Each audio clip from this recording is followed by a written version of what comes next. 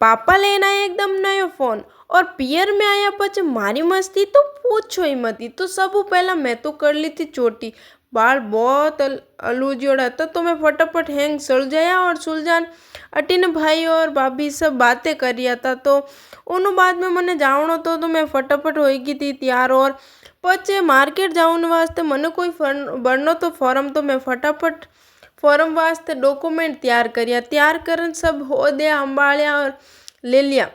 इनू बाद में मैं होगी जाऊन वास्ते तैयार तो मैं निकली फटाफट हूँ मारी बाइक और बाइक निकाल मने एकलो जानो नहीं तो मैं लेन गई मार माता जी ने साथे।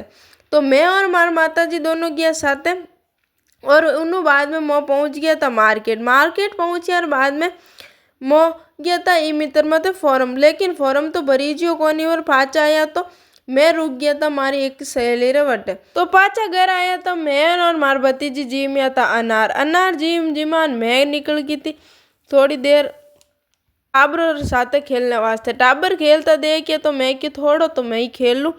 तो थोड़ी थोड़ी मस्ती अपनी भी जारी रखनी चाहिए चाहे उम्र भली कैडी हो। तो क्रिकेट खेलियो थोड़ा और उन बाद में फाइनली शाम के टाइम पापा लेन आई गए एकदम नयो फोन एक नए वीडियो के साथ।